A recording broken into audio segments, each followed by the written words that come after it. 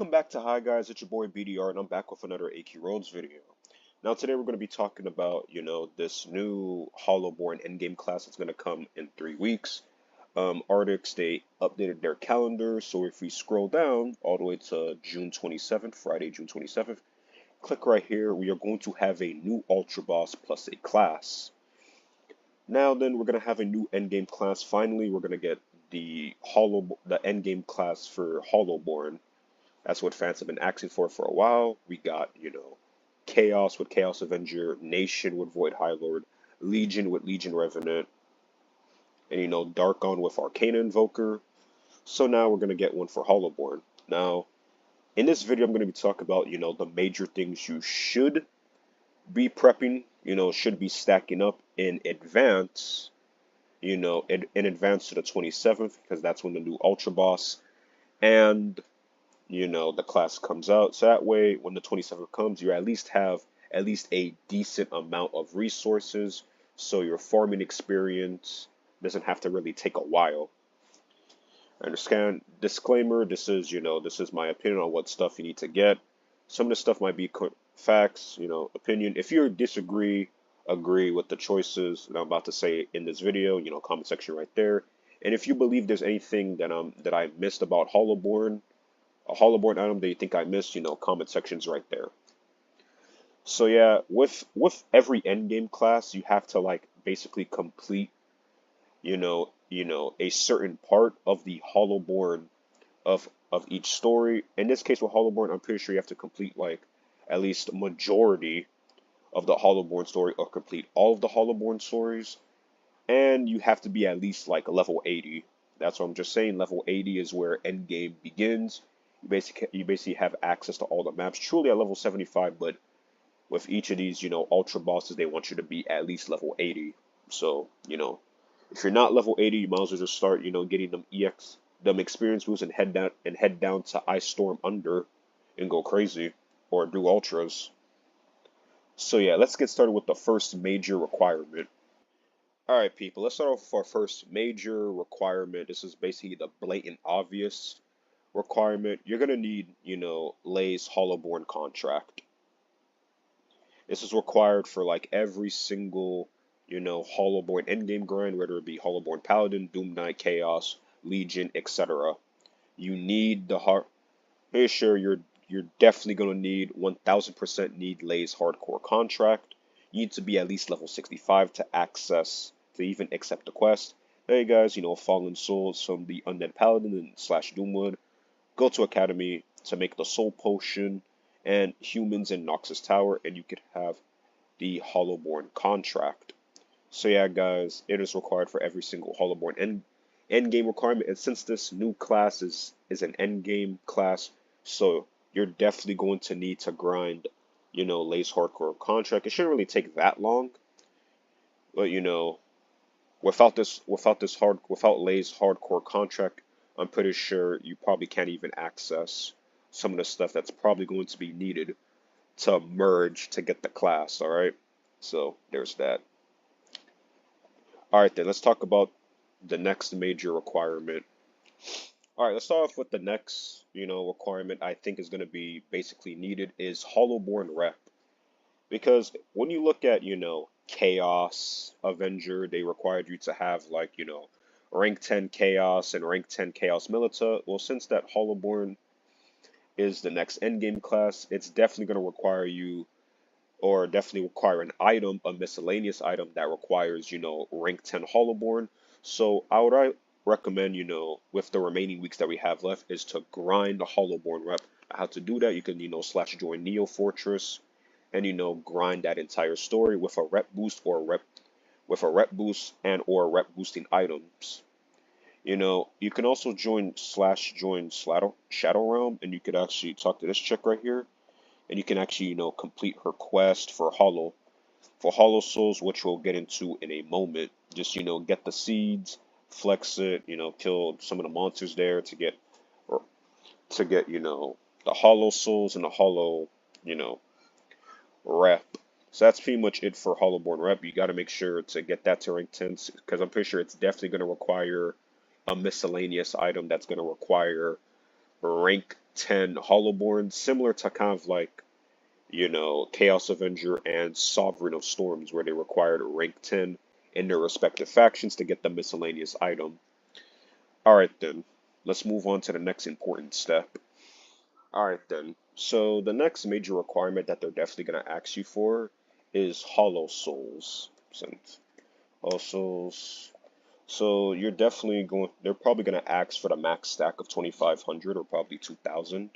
So how to get Hollow Souls, you could just, defeat these Hollowborn Sentinels. They're human, so you could just grab like, human boosting weapons, your 75 or 65, whatever, plus damage to humans as well. Well, used Arcana wrong there. But yeah, it shouldn't really be that problem, especially in a Arctic server. So once you got that out of the way, you'll be, Hollow Souls. And you can also, grind the quest as well, and they'll give you Hollow Souls. They'll also give you Hollow Souls right there. Yeah, so like definitely, before the 27th, max out as much Hollow Souls as you can. You probably have to grind out the entire 2,500, or they're probably gonna ask for 5,000, or chances are they might increase the cap to 5K. Who really knows? But yeah, definitely grind out your Hollow Souls. Alright then, let's move on to the next, requirement. Alright then, so for the last requirement, whatnot, preparation is basically, how to prepare for this ultra boss. Because, every ultra boss, they have their different set of, comps to really do. So you're not really going to be using, the same classes. You're going to be using different classes.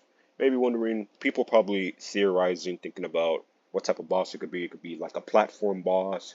It could just be a regular like run and ambush type of boss. We don't know yet. We won't know until it releases.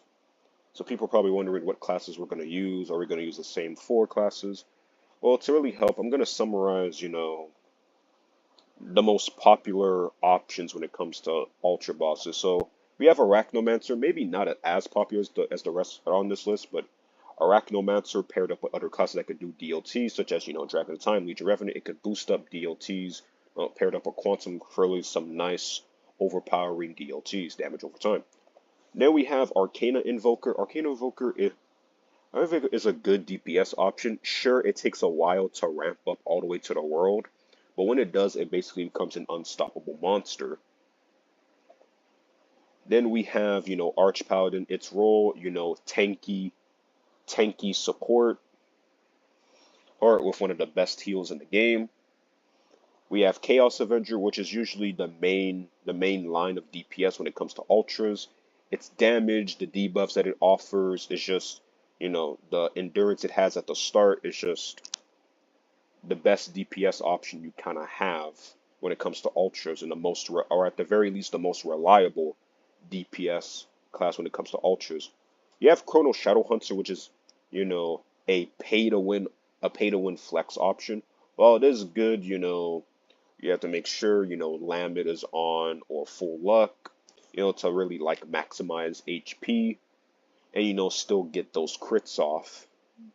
The only problem is, you kind of have the, ping, or you have to put on like full luck plus Ravenous to really pull it off. Glacian Warlord, it's a pretty great support. It's, slightly better than, Stone Crusher / Infinity Titan. But it is a pay to win option, and you won't be able to see this class until like November or February. So if you don't have this class now, you may have to wait all that long. Dragon of Time is another that could be like a good multi-attacking option with the DLTs and whatnot. Mainly used in Ultra Nulgath as kind of like the DPS.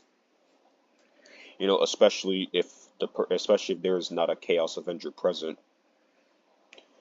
So this could probably be used. Infinity Titan is another, good support. I understand, the issues what people have with this class, And what I mean by issues, I just mean, let's just close this right quick. No rank 10 passive. That's the main problem with this class. Maybe they buff it in the future, but overall, it's still a solid support option. Still one of the best supporting classes in the game. Legion Paladin, another flex, pay to win option. Pretty great DPS. Enjoy this class. Hopefully, it could be used as a viable option in this Hollowborn Ultra. Legion Revenant is, in my opinion, the second best option. It's used in almost every single Ultra, mainly due to, its fourth skill, the Depraved Empowerment, increasing dodge, crit chance, and outgoing damage by 30% for 12 seconds. That is just like, it's far, that fourth skill really like, really powers up the squad, whatnot. You can almost not start ultras without it. Or, it's kind of like the second best class. It's kind of like, we need this for ultras. We cannot commence. It holds the second place in that category. Lightcaster is another, good support option. Still pretty good. It's, it is squishy, but, it's still a pretty powerful support with the Illuminated. Then we have Lord of Order, which is still, to this day, the best support class in the entire game. No other support class can compare. Its healing, its buffs, it's just far too valuable to skip out on. It's like this is literally D class for ultras, where it's kind of like, if there's no Lord of Order, we are not starting the ultra boss without Lord of Order. Its support is just that damn good. Now then, PCM Paladin Chronomancer, it's basically pay to win Arch Paladin. It's just mainly there just to be like a pay to win flex option. They kind of work similar, I mean, to Arch Paladin. And that's if you really want like gigantic endurance. Quantum Chronomancer, it gives out, DOTs plus nukes plus, great support as well. Another, pay to win flex option. Vera's Doom Knight is just there to, is for debuffing support, basically to break down the opponent. So that way your DPS and your other classes can really like hammer in on the opponent. And lastly, you do have Void Highlight. It's not seen as much in Ultras because, two of its skills requires 20% of your max HP and short range. So, the value, especially since they made some of the skills short range, it kind of like definitely devalued Void Highlight, not diminishing it. It's good. It's still a pretty great soloing class. It's just not as good as it once was before. So that's pretty much it.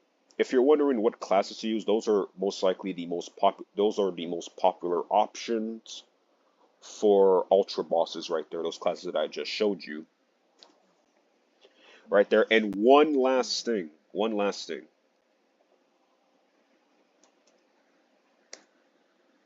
Now, please max out your Scroll of Enrage. Please max out your taunt.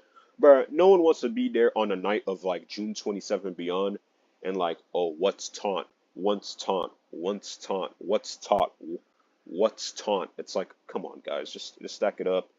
Very much spellcrafting, ink must be at least rank 7 in spellcrafting. Just do it, bro. Because obviously we're gonna need this. This is like, you need this right here. You need this.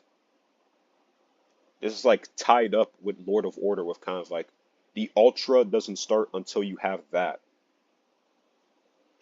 So yeah, that's pretty much been it for like the last step, yeah, that's pretty much it. Don't be toxic when it comes to ultras. Help each other out. This will probably be like another like 20 insignia requirement, which is going to take like a month before people actually get their hands on the class. Maybe they'll probably add like a different way similar to Arcana Invoker. But yeah, that's pretty much been it for the, the preparation guide for the Hollowborn Endgame class. Make sure to like and subscribe for more content. And yeah, hi guys, out.